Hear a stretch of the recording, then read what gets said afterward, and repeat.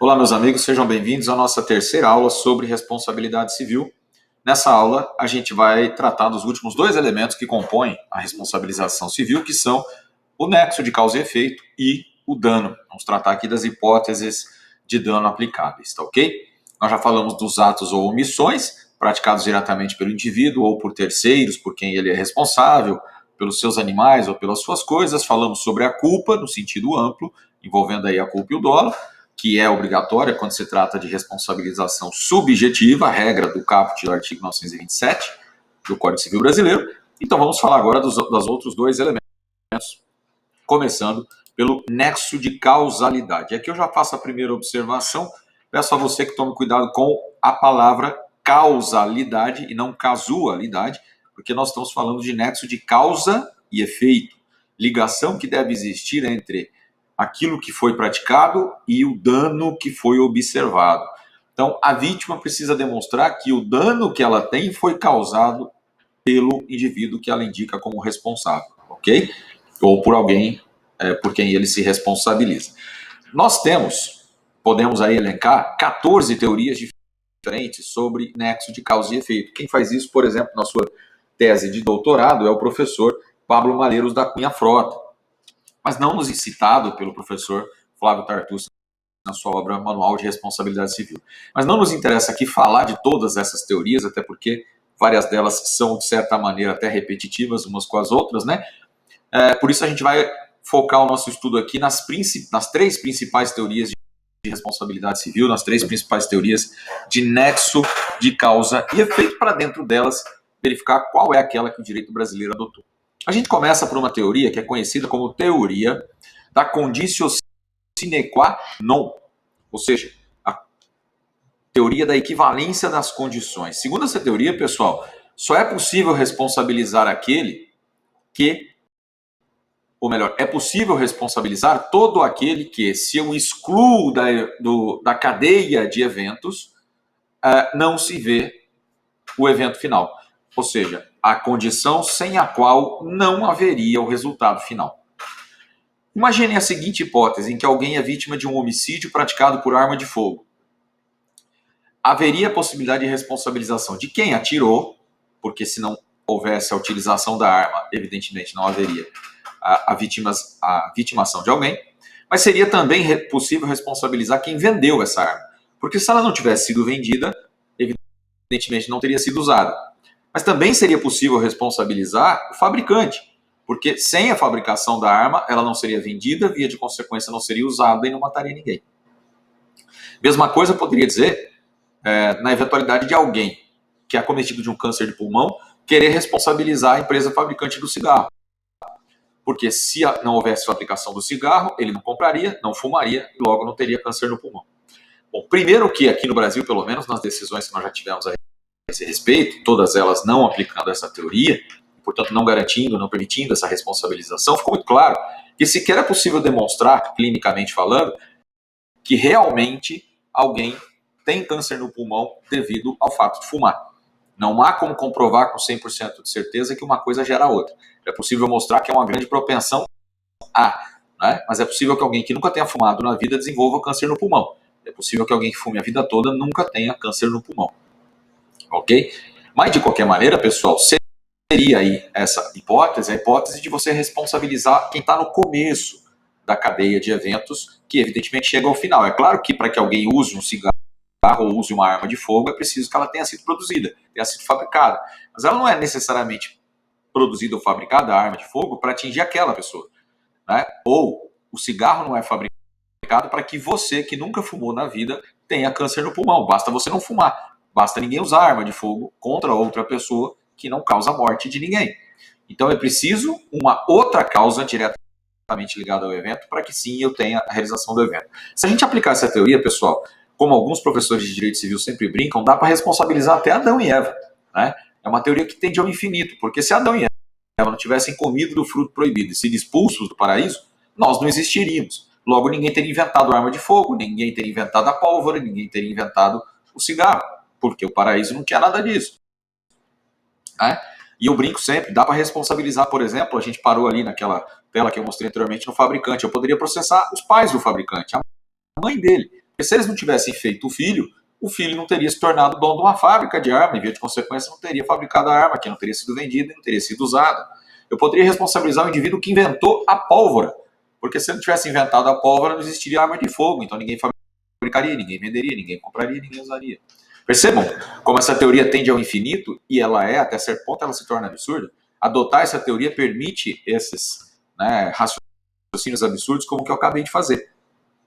E a gente já viu essa teoria sendo aplicada em outros países, como nos Estados Unidos, que tem uma indústria de indenizações milionária contra fábricas de arma de fogo, contra a indústria do tabaco, de bebidas alcoólicas, por exemplo.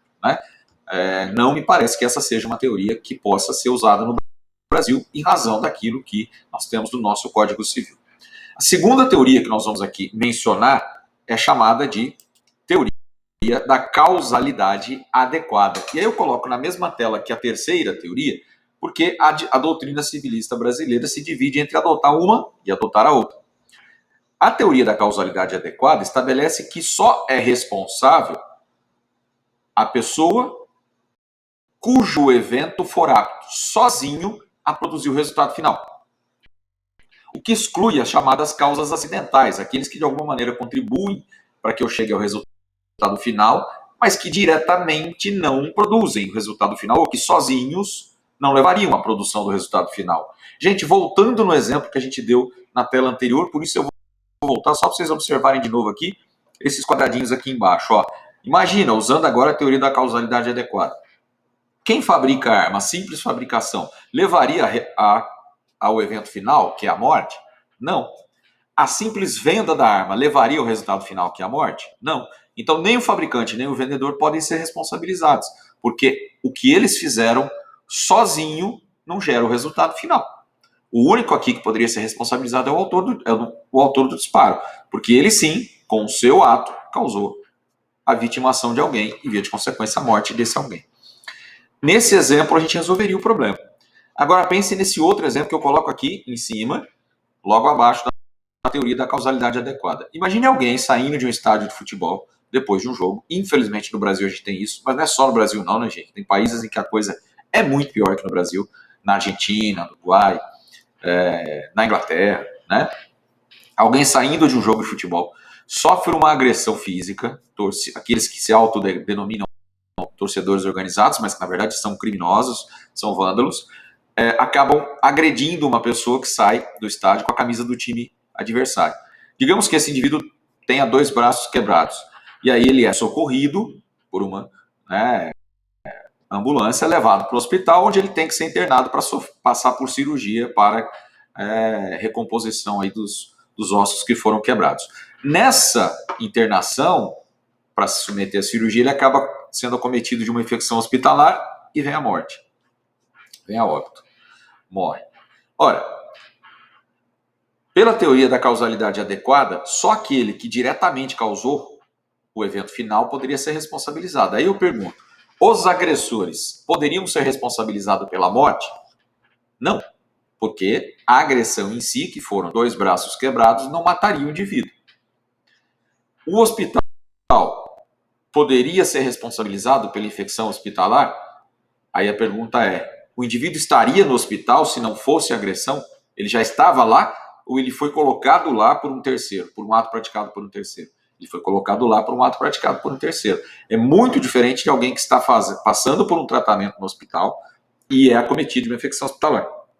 Alguém que é um paciente do hospital, né, e já está lá. Esse indivíduo não estava no hospital, ele foi levado por causa da contusão, aí, da agressão que sofreu.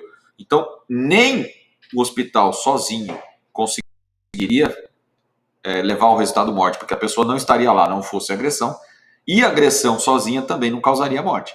Ou seja, nenhum dos dois seria responsabilizado numa aplicação da teoria da causalidade adequada, tal qual ela foi criada. Esse foi o raciocínio lá na Alemanha, quando essa teoria foi criada, né? Apenas aquilo que, por si só, for a causa do evento final, gera a responsabilização do seu autor.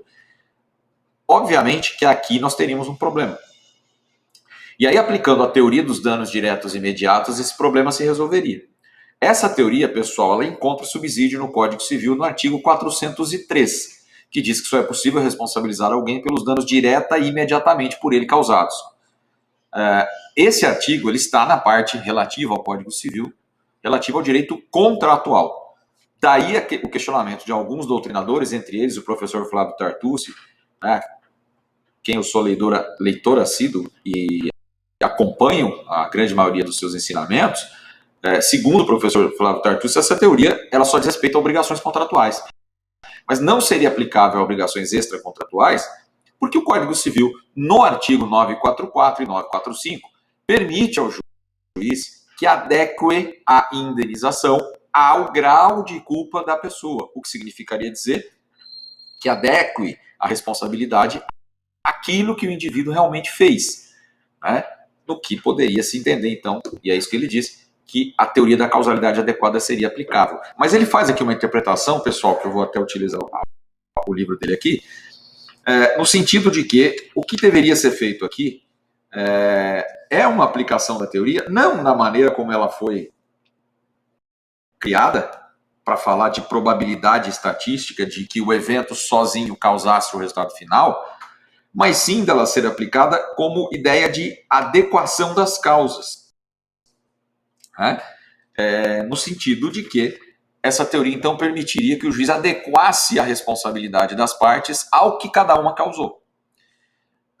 Agora, me parece claro que a própria teoria dos danos diretos e imediatos teria essa consequência. Porque, veja, quando o artigo 403 diz que eu sou responsável por aquilo que eu causei diretamente, no exemplo do agressor, né, lá na saída do estádio, o agressor responde pela lesão causada e o hospital responde pelo evento morte causado pela infecção hospitalar. Mas é evidente que ele tem ali uma responsabilidade diminuta porque o indivíduo se hospitalizou em razão, né, da agressão que sofreu antes. Então eu teria duas responsabilidades, cada uma por uma coisa. Pela aplicação da teoria da causalidade adequada, eu acabaria fazendo isso, numa interpretação, né, nova, que é aquela que é feita, por exemplo, aí pelo professor Flávio Tartucci. Cada um responderia adequadamente por aquilo que fez. Aliás, essas duas teorias, a da causalidade adequada e a teoria dos danos diretos e imediatos, que está no artigo 403 do Código Civil, elas são muito parecidas, né? Existe uma diferença muito tênue entre ambas, e daí a discussão da doutrina sobre qual seria a adequada, porque ambas, em tese, permitem a chamada concasualidade, ou seja, mais de uma pessoa, mais de um fato provocou o evento final, como é o caso aí da situação do agressor na saída do estádio. Percebam o exemplo que eu coloquei embaixo aqui na teoria dos danos diretos e imediatos, ó, aqui ao lado, né? Imagine alguém que sofre uma agressão lá na saída do estádio. Agora vamos mudar um pouco a hipótese para não colocar o hospital nessa regra, né? Ó, vou colocar dois eventos totalmente externos. O indivíduo sofre agressão, é socorrido pela ambulância, o motorista da ambulância passa no sinal vermelho, esquece, por exemplo, de ligar lá a sirene para indicar que está socorrendo alguém, e por isso passar no sinal vermelho, e acaba colidindo com outro veículo e capotando. Em razão do acidente, a pessoa que estava sendo transportada morre. De novo, eu tenho uma situação em que alguém só tinha um braço quebrado, por exemplo, e esse braço quebrado não levaria à sua morte, até porque ele estava sendo atendido rapidamente. E eu tenho depois um acidente de veículo em que o indivíduo que estava na ambulância acabou morrendo. Mas aí eu pergunto, por que o indivíduo estava na ambulância?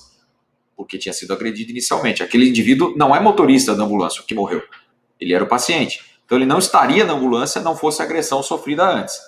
Mas também, evidentemente, não teria morrido no acidente se não tivesse, antes disso, sido agredido. São duas situações que se complementam. Pela teoria dos danos diretos imediatos, me parece aqui, o agressor responde pela lesão causada e o motorista da ambulância, o hospital, o estado, quem seja, se nesse exemplo causador do óbito, responderia pela morte. Talvez aqui com uma também diminuição de responsabilidade por aplicação aí do 944, porque a culpa, né, é dividida entre os dois eventos, né? Me parece claro que é possível aplicar a teoria dos danos diretos e imediatos ao lado do artigo 944, né? E isso não significaria dizer que a teoria dos danos diretos e imediatos não seria aplicável a situações extracontratuais, apenas que ela poderia ser relativizada à responsabilização na questão extracontratual por aplicação do 944 em hipóteses como essa que estamos falando aqui. Ou seja, a gente tem aí realmente duas coisas muito parecidas, essas duas teorias são bastante parecidas.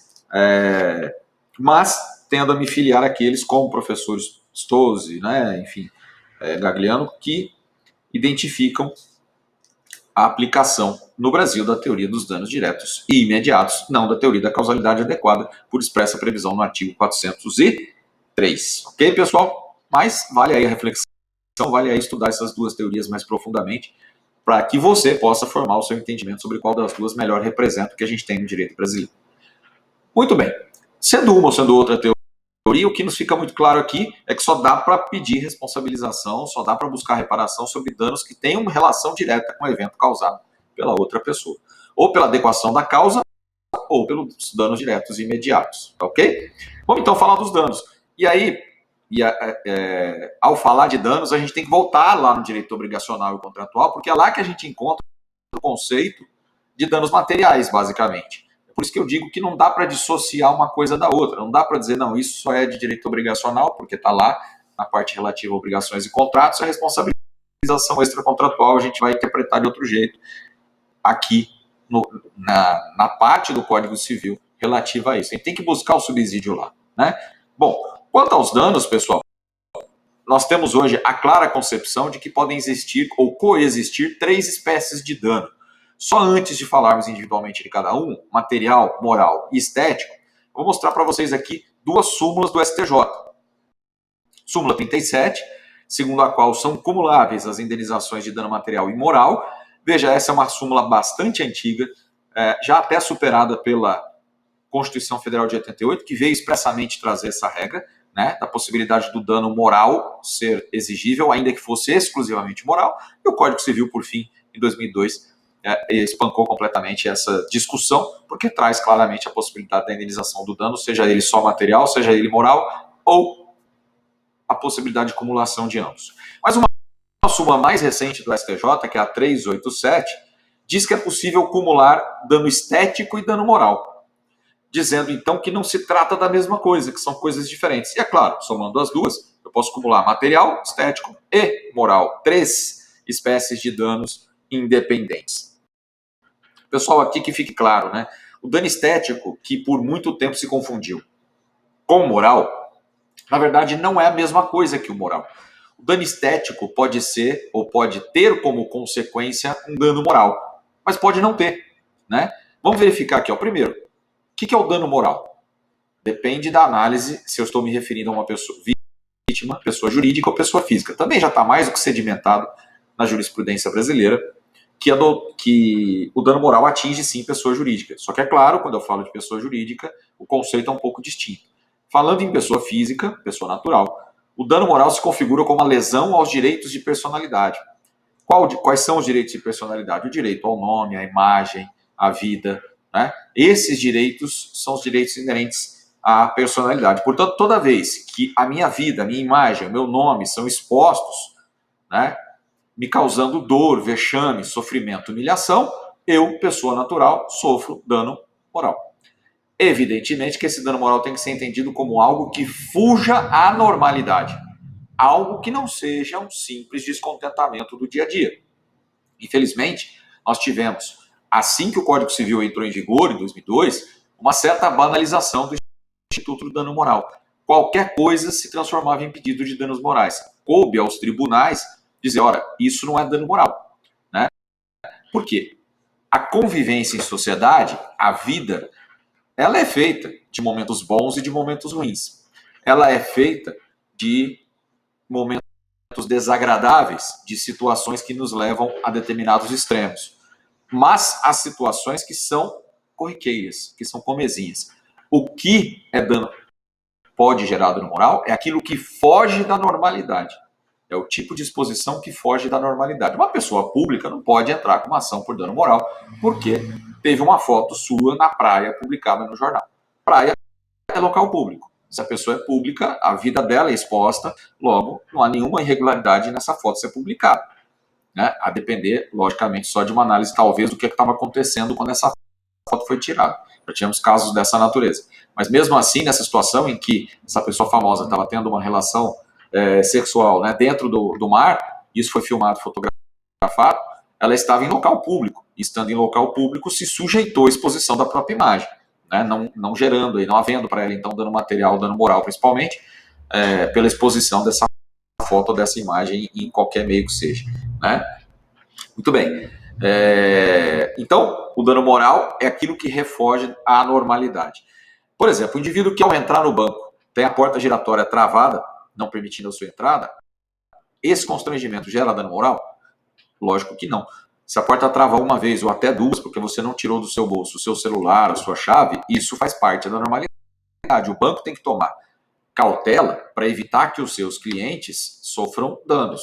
Já dissemos aqui, a responsabilidade do banco é objetiva, porque se considera que é uma atividade de risco. Então, ele tem que tomar providências de segurança, para garantir a segurança das pessoas que estão dentro da sua agência, e isso envolve não permitir a entrada aleatoriamente de qualquer pessoa.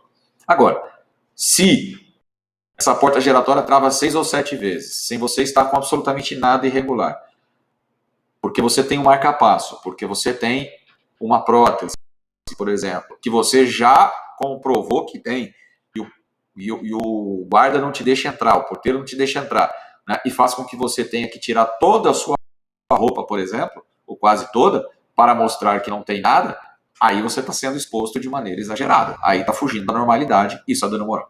Né? O indivíduo, e eu me lembro de várias decisões judiciais dizendo isso, o indivíduo que não quer ter desgostos com a vida tem que ficar dentro de casa o dia inteiro. E aí ele vai ter só os desgostos consigo mesmo, mas não do relacionamento com outras pessoas.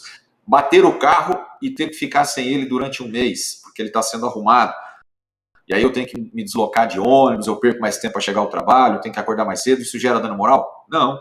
Gera dano moral ter que usar ônibus? Não gera, mas eu já vi pedidos dessa natureza em processos judiciais. Isso faz parte da vida.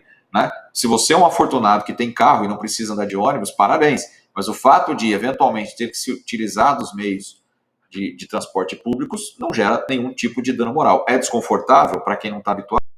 Pode ser.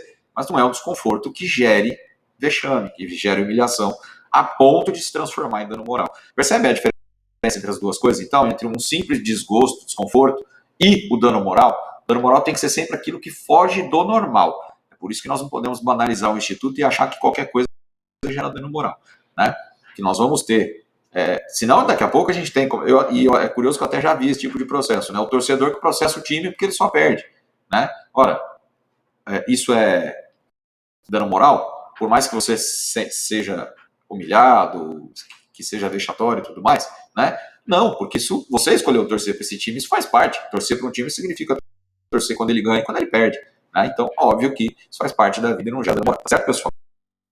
Agora, quando a gente fala de pessoa jurídica, evidentemente que uma pessoa jurídica não sofre dor, nem humilhação, nem vexame do ponto de vista do direito à personalidade.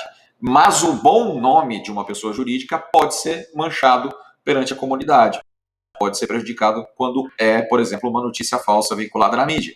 Nós tivemos situações aí, principalmente na época em que, ainda temos, né, mas na época em que a Lava Jato estava a toda prova, né, e várias empresas tiveram seus grandes empresários, os proprietários presos, né, por corrupção, lavagem de dinheiro, e o nome dessas empresas foi exposto. E isso, evidentemente, gerou uma repercussão negativa nessa empresa, que teve uma queda de faturamento e assim por diante. A respeitabilidade da empresa ficou prejudicada. Mas eu pergunto, a divulgação do que aconteceu pela mídia gera dano moral? Lógico que não. Né? Não gera dano moral, porque aquilo que foi divulgado foi o que aconteceu. E havia interesse público na divulgação do que aconteceu. Mas quando é feita uma divulgação de algo que não corresponde à realidade e prejudica o bom nome, a boa fama de uma empresa, aí eu tenho um dano moral para a empresa. A empresa poderia até exigir dano moral, nesses casos da Lava Jato, do sócio que foi preso, se ela demonstrar que os atos fraudulentos eram causados ou praticados só por esse sócio, que não havia participação da empresa nisso. Né? Mas, como nesses exemplos que a gente está falando, eram os donos das empresas que faziam isso, né? No caso da Lava Jato. Então ficou um pouquinho difícil. Mas, enfim, é possível, então, que a empresa tenha um dano moral por causa de uma divulgação equivocada da mídia sobre algo que gere uma queda de faturamento. É curioso, porque aqui a gente está falando de dano moral. Só que a pessoa jurídica precisa de uma determinada forma, de uma certa forma, demonstrar um reflexo patrimonial do dano moral para ter direito à indenização.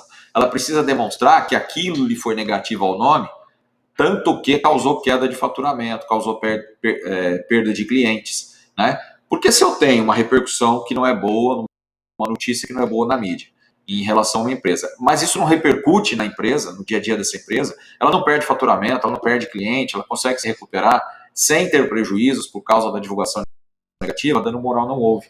Então é por isso que se costuma dizer que para a empresa o dano moral tem que ter reflexo patrimonial, ainda que seja moral.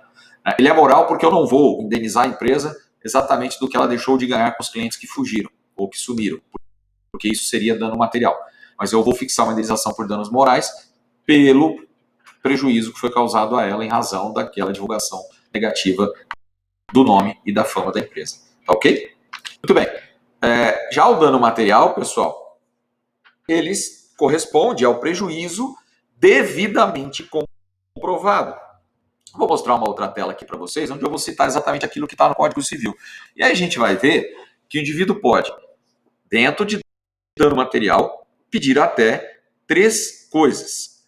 Primeiro, aquilo que ele efetivamente teve de prejuízo, aquilo que ele deixou de lucrar a partir do momento do evento danoso e até a perda de um resultado provável de êxito futuro, a perda de uma chance real de lucro ou de evitar prejuízo que acaba ocorrendo por conta de uma ação ou omissão ilícitas, que é a chamada teoria da perda de uma chance.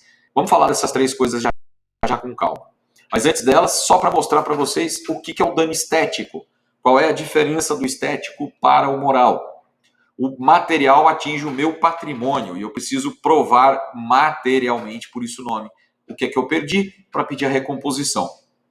O moral atinge a minha pessoa, a minha fama, e aí eu não preciso demonstrar necessariamente um reflexo patrimonial, aspas feitas aqui, vírgula, para a pessoa jurídica, que necessariamente para mostrar que houve uma repercussão negativa à sua boa fama, a forma mais fácil é demonstrar um prejuízo material que ela teve com relação aos seus clientes.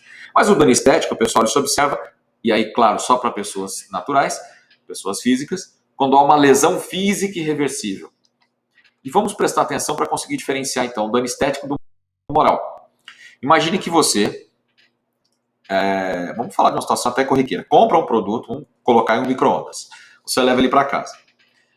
Ao levar o micro-ondas para casa, você liga na tomada, coloca alguma coisa para esquentar. Esse micro-ondas que tinha lá, por exemplo, algum defeito de fabricação, esquenta demais, explode, causando danos em toda a sua cozinha, e como você estava próximo, você sofre várias queimaduras pelo corpo.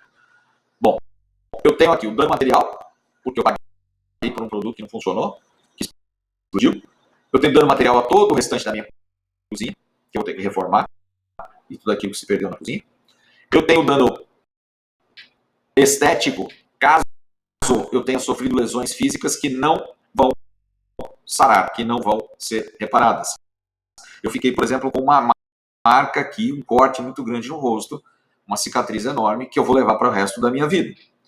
Essa lesão é um dano estético. Pode esse dano estético produzir um dano moral. Se eu fico com uma deformidade permanente que me expõe vexatoriamente perante outras pessoas, o dano estético causou dano moral. E aí eu tenho direito às 2 coisas, tenho direito a buscar reparação dos 2.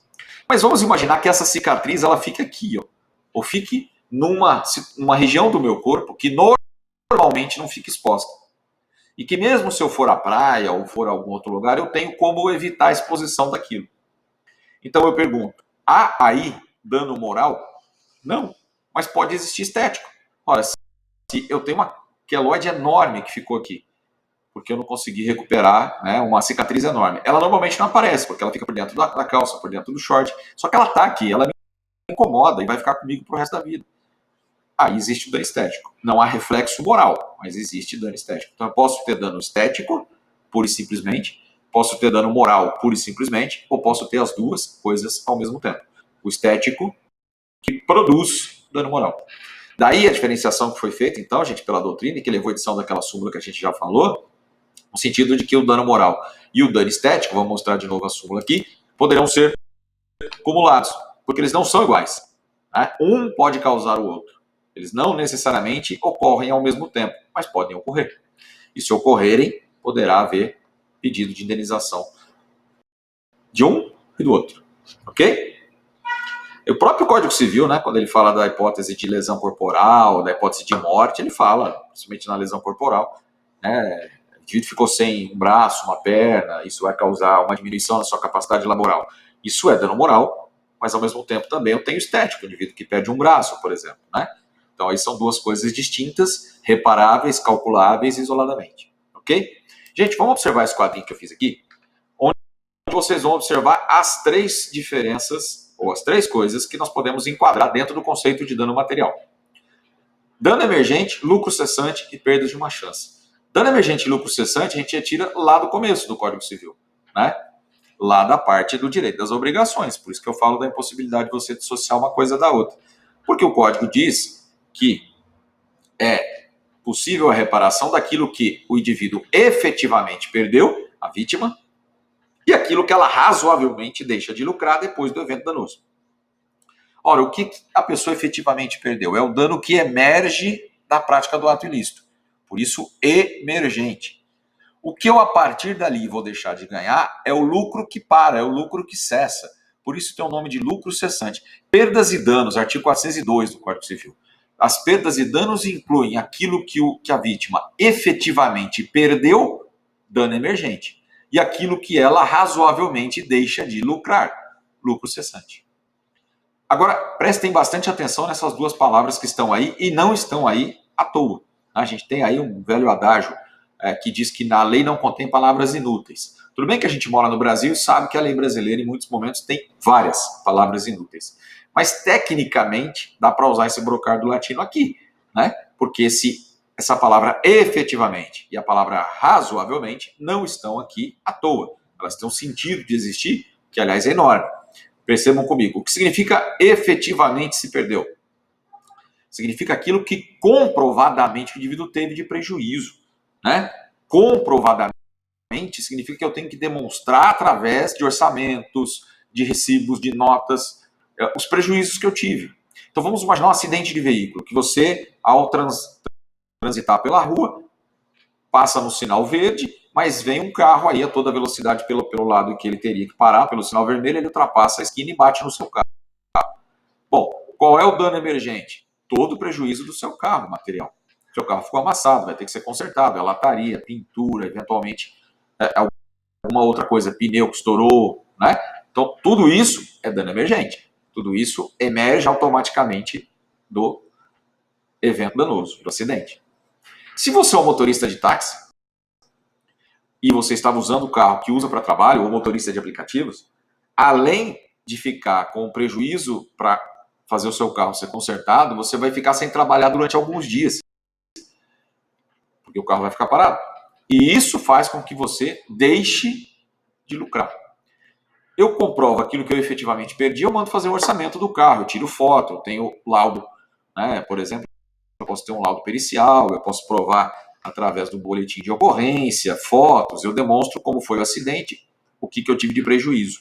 E os orçamentos mostram todas as peças que têm que ser trocadas e os serviços que têm que ser realizados. Quando eu falo do lucro cessante, a lei fala em razoavelmente se deixar de lucrar. Ora, se você é um taxista, como eu falei agora no exemplo, e esse acidente faz com que você fique sem trabalhar durante 15 dias enquanto seu carro é arrumado, você precisa demonstrar para o juiz, para o julgador, o que é que você ganharia se estivesse trabalhando nesses 15 dias. Só que essa demonstração precisa ser razoável, pessoal. O que isso significa do ponto de vista prático? Significa que, de uma certa forma, você também precisa provar o que você realmente ganharia naqueles dias se estivesse trabalhando. Como é que eu faço isso? Uma forma simples seria a declaração do imposto de renda. Eu declaro que todo mês eu tenho uma renda X e, evidentemente, eu não vou ter essa renda sem trabalhar. Então, se essa renda é uma renda que eu declarei para um mês, 15 dias sem trabalhar, eu perdi metade dessa renda. Ou vou deixar de lucrar metade da renda.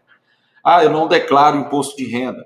Aí um problema sério. Né? Se você não declara imposto de renda ou declara menos do que ganha, você pode estar trazendo um prejuízo para você mesmo, né? Porque não adianta você chegar no processo e dizer, eu ganharia 10 mil reais se eu estivesse trabalhando nesses dias aí que eu não trabalhei. Qual é a comprovação de que esse ganho poderia ocorrer? Claro que você não tem uma comprovação efetiva, porque você não vai ganhar aquilo, né? Não vai trabalhar. Mas você precisa mostrar de maneira razoável que chegaria naquele valor. Então não é só arbitrar, não é só chutar o O valor é mostrar razoavelmente como se chega lá, seja pela sua declaração de imposto de renda, seja por comprovantes de serviços prestados na mesma época do ano em anos anteriores. Se você, por exemplo, é taxista vinculado a uma cooperativa ou é motorista de aplicativo, você tem como tirar um extrato das suas corridas, uma média de ganho. E dentro dessa média, o juiz vai fixar o valor de lucro cessante.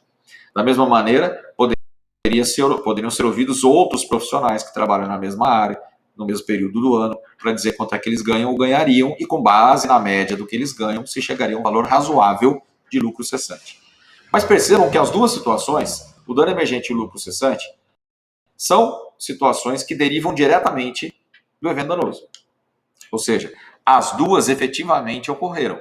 Uma, o dano que eu já tenho. O outro, aquilo que eu vou demonstrar que eu vou deixar de ganhar porque eu estou parado, não vou poder trabalhar. Mas existe uma terceira via, que é a chamada teoria da perda de uma chance, que é uma teoria francesa, criada no direito francês. Ela não tem previsão no direito brasileiro, né? Não temos no direito brasileiro previsão específica que permita a responsabilização por perda de chance, porque se entende que a perda de uma chance é a perda de uma probabilidade. E eu não indenizo probabilidades, eu indenizo danos reais e danos perdidos, né? E lucros cessantes, ok? Danos emergentes e lucros cessantes, por expressa previsão da lei. Mas os dois têm que ter uma razoabilidade, tem que ter um mínimo probante existente, né? Um de que ele realmente aconteceu e outro de que ele realmente aconteceria. Não se indeniza hipótese. Lucro cessante não é hipótese. Lucro cessante é lucro real que eu deixei de ter, né? E o que é perda de uma chance? Pensem nessa hipótese que eu vou colocar agora. Imagine que você é um advogado que tem uma audiência marcada, ou melhor, tem um atendimento marcado a um cliente em Belo Horizonte. Você mora no interior de São Paulo. Então você se programou, comprou a passagem de avião, reservou o hotel em Minas Gerais, para que você conseguisse, então, sair do seu estado, se deslocar até Minas Gerais. Lá já tinha alugado um veículo para ir até o local da reunião, no horário marcado, tinha um hotel em que você se hospedaria. E ao se reunir com esse cliente, poderia ser fechado um contrato que poderia te causar ou te trazer aí honorários num determinado valor. Ok? Quando você sai com o seu carro em direção ao aeroporto para pegar o avião, para ir para essa reunião, você sofre um acidente. Um caminhão atravessa a pista, bate no seu carro, você acaba capotando, sofre ali alguns danos relativamente graves e tem que ser hospitalizado. Via de consequência, você não consegue embarcar no voo, não vai para Belo Horizonte, não vai para o hotel, não consegue ir para a reunião marcada. O cliente que precisava de um advogado de maneira urgente contrata um outro profissional que acaba entrando com aquela ação para ele, tomando a providência que deveria. E vamos imaginar que esse advogado tenha cobrado 20 mil reais e recebido 20 mil reais pelo serviço que você poderia ter feito. O que é indenizável e o que não é dessa história toda? Primeiro, o caminhão bateu no seu carro. O que eu tenho ali? Dano emergente. Vamos consertar o carro dele. Segundo, eu já pago a passagem de avião. Perdi, porque não consegui embarcar em razão de ter sofrido acidente. Isso é dano emergente também, tem que ser indenizado. Eu tinha pago o hotel, onde eu me hospedaria depois que tivesse pego o avião. Isso também é dano emergente, porque todos esses prejuízos eu tive automaticamente no momento em que eu sofri o acidente e não pude pegar o avião. Eu perdi a passagem, eu perdi a hospedagem no hotel. Até aí tudo bem. Mas e os honorários que esse cliente pagou para o outro advogado que acabou indo atendê-lo emergencialmente porque você não pôde estar presente ali? Vamos primeiro ao raciocínio inicial, voltando à tela que vocês viram aqui. Isso é lucro cessante? Eu teria lucrado esse dinheiro, esses 20 mil reais, eu teria efetivamente recebido? Resposta, não sei. Poderia, primeiro, porque eu não sei se teria sido contratado, e se eu fosse contratado, eu não sei se teria sido contratado por esses mesmos 20 mil reais. Poderia não ter sido contratado e poderia ser contratado e cobrar mais, ou menos, do que os 20 mil. Portanto, dá para dizer que eu razoavelmente deixei de lucrar esses 20 mil? Não. Porque o que eu tenho é uma mera hipótese, mas não uma certeza de um dano que eu teria efetivamente. Então, isso não é lucro cessante. E aí eu pergunto, isso é perda de uma chance? Eu deixei de ganhar ou deixei de ser contratado por causa do acidente? Se você responder que sim, você entenderia isso então como perda de uma chance, direito reparável, dano reparável. Se você responder que não haveria então possibilidade de indenização desses valores. Pessoal, por que eu entendo que neste caso esse valor desses honorários sequer podem ser considerados como perda de uma chance? Pelas mesmas razões que eu acabei de expor. Ou seja, para ser perda de uma chance, olha a tela aqui de novo, ó, é preciso que eu tenha perdido uma chance real de ganhar alguma coisa. Era para eu ter um benefício e eu não terei o benefício por conta do que aconteceu. Isto é real, essa chance era real e me foi tirada por um ato ilícito praticado por um terceiro. Houve um ato ilícito praticado por um terceiro? Sim, ele atravessou a pista e bateu no meu carro, isso é um ato ilícito. Mas eu tinha a real possibilidade de receber esses 20 mil reais? Me parece que não. Primeiro porque, qual era a chance de eu ser contratado? Dá para aquilatar em percentual real qual a chance que o indivíduo tinha de ser contratado pelo cliente se ele tivesse chegado a Belo Horizonte e tivesse ido conversar com esse cliente na reunião marcada? Não dá para dizer efetivamente qual a chance de ser contratado, senão 50%. E tudo que eu disser que é 50% de chance de dar certo e 50% de chance de dar errado, não é uma chance real. É uma mera hipótese matemática, que sempre é de 50% em tudo que eu não tenho um mínimo razoável para calcular o percentual real que eu teria de ganho. Tudo vai ser 50%. E o que for de 50% sem ter um mínimo de razoável para cálculo, não é indenizável.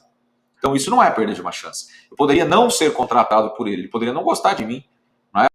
Ou eu poderia não atender as expectativas dele, a matéria que ele queria discutir ser algo que não é minha especialidade, e eu mesmo poderia não querer prestar o serviço para ele por não ter capacidade para isso, não ter especialidade para isso, ok? Então não há nenhuma probabilidade real de perda de chance. Agora observem esse outro evento. Vocês se lembram de um programa chamado Show do Milhão, que era transmitido no SBT pelo Silvio Santos? Hoje nós temos um programa parecido, né, chamado Quem Quer Ser um Milionário, né, lá no programa do Luciano Huck, no Caldeirão do Huck. É parecido, não é igual, tem algumas regras diferentes, mas é meio, digamos que a lógica é a mesma. A pessoa vai respondendo perguntas e conforme ela acerta, o prêmio vai aumentando até chegar ao prêmio máximo de R$1 milhão. No Show do Milhão, a pessoa respondia, ia somando valores até chegar aos 500 mil. Quando chegasse aos 500 mil, ela teria a possibilidade de dobrar o prêmio para R$1 milhão, através da chamada resposta ou pergunta do milhão. Essa pergunta, a pessoa poderia ver a pergunta e as alternativas apresentadas e optar entre responder ou não responder. Optando por não responder, ela manteria o prêmio de 500 mil já conquistado. Optando por responder, caso ela acertasse, dobraria o prêmio para R$1 milhão e se errasse, receberia, salvo engano, aí, R$300 como prêmio de consolação. Quer dizer, ela perderia os 500 mil que ela já tinha ganho, e poderia, no máximo, ficar com R$300. No programa do Quem Quer Ser um Milionário é um pouco diferente, porque tem lá o que ele chama de porto seguro, que são os valores que, uma vez que você chegue a eles, mesmo que você erre a pergunta seguinte, você garante aquele prêmio mínimo, tá certo? Mas voltando ao Show do Milhão, que hoje você pode baixar, por exemplo, em aplicativo do celular, para treinar, né? Eu lembro que na época que ele existia, havia um joguinho de computador para você ficar treinando também, né? De certa maneira, tem alguma razão de você treinar isso daí, porque você vai treinando seu raciocínio lógico, né? E nós tivemos então uma situação em que uma pessoa, uma moça, chegou até a pergunta do milhão, estava com um prêmio de R$500 mil, pediu para ver a pergunta, viu e optou por não responder. Portanto, ganhou do programa R$500 mil. Só que quando ela chegou em casa, esse é o argumento que ela utiliza no processo, o Silvio Santos dizia que todas as respostas estavam na enciclopédia Barça. A base do programa era a enciclopédia Barça, que hoje não existe mais fisicamente, não é mais vendida, né, da maneira física, só virtual. E ela alegou que teria feito a consulta à enciclopédia Barça e não teria encontrado nenhuma resposta, ou melhor, aquelas 4 alternativas não correspondiam à resposta certa. Isso quer dizer, qualquer uma que ela escolhesse, ela erraria, porque o programa não colocou entre as alternativas a alternativa que seria correta. E ela então pediu a aplicação da teoria da perda de uma chance, lá do direito francês, porque ela teria uma chance real de dobrar o prêmio, que lhe foi retirada por um ato ilícito praticado pelo programa, o de não colocar a resposta certa entre as 4 alternativas. Veja, não é lucro cessante. Mas ela tem certa razão. Realmente ela tinha uma chance de dobrar, teria chance de dobrar, se a resposta certa estivesse lá como de fato não estava. Talvez ela não tenha respondido porque não conseguiu identificar ali entre as respostas trazidas nenhuma que parecesse correta. E daí ela acabou perdendo a chance de dobrar o prêmio. Mas eu pergunto, é certo que ela dobraria o prêmio? Também não. Por isso que não é lucro cessante.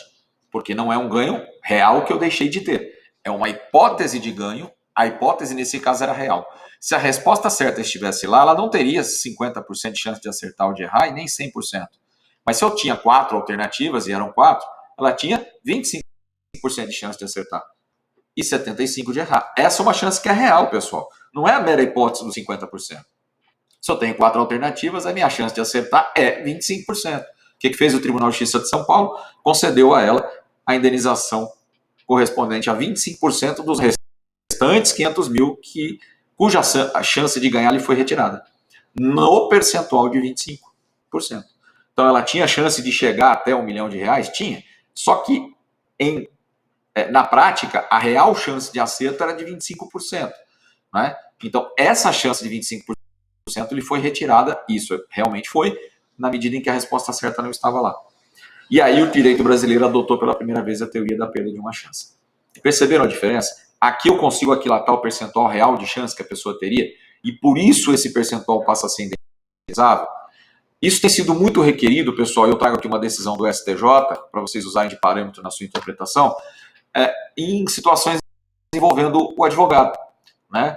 Em situações em que o advogado poderia ter recorrido, opta por não recorrer, e aí o cliente o processa dizendo, bom, o advogado não recorreu e eu poderia ter revertido a decisão. Então ele me tirou a chance de reverter a decisão. Bom, aqui a gente tem que fazer duas observações. Primeiro, o advogado não é obrigado a recorrer. O advogado é o primeiro juiz da causa. É ele que analisa juridicamente primeiro, se vale a pena entrar com a ação, e segundo, se vale a pena recorrer de uma sentença eventualmente desfavorável. Né? Porque pode ser que entre uma coisa e outra, entre entrar com a ação e o juiz sentenciá-la, foi editada uma súmula vinculante, por exemplo, pelo Supremo Tribunal Federal. E aí, o que adianta ele recorrer se a súmula vinculante diz agora de maneira clara que ele não vai ganhar? Nada. O que a gente sempre diz é o seguinte, você, advogado, que não queira recorrer de uma decisão, se o seu cliente insiste em recorrer, o que você deve fazer é notificá-lo e renunciar aos poderes, para que ele tenha a possibilidade eventual, pessoal, de contratar um outro advogado para entrar com a ação e aí ou recorrer, e aí ele não ter o prejuízo que ele poderia tentar buscar reparação sobre você, profissional, sobre você, advogado. Agora, mesmo que ele assim fizesse, olha o que disse o STJ, e me parece de maneira muito clara, objetiva e perfeita e correta. Né? Não se trata aqui de uma chance séria, real ou razoável. Aliás, se trataria, para eu saber se a chance é séria, razoável e real, e não só fluida e hipotética, é preciso que o juiz desse processo analisasse a real possibilidade de êxito daquele em que o advogado desistiu de recorrer. Então, olha que curioso, o juiz da causa indenizatória teria que, de uma certa maneira, julgar a probabilidade de ganho da outra causa onde o advogado deixou de recorrer. Porque se realmente existia uma chance de ganhar, aí essa chance não seria somente hipotética, mas séria, real e, portanto, indenizável. O que se indeniza, pela teoria da perda de uma chance, é isso que disse aí o STJ, é a real possibilidade de ganho, de êxito. E não uma mera hipótese. Tá ok, pessoal? Isso é perda de uma chance, que me parece claramente, então, entraria como uma terceira hipótese de indenização. Não se confunde com lucro cessante, nem com dano emergente. Beleza? Deu para entender, pessoal? Esses são, então, os elementos essenciais da responsabilidade civil. Na próxima aula a gente volta a falar um pouquinho de responsabilidade, mas aí para tratar sobre as excludentes de responsabilidade civil. Obrigado pela atenção de todos e até a próxima.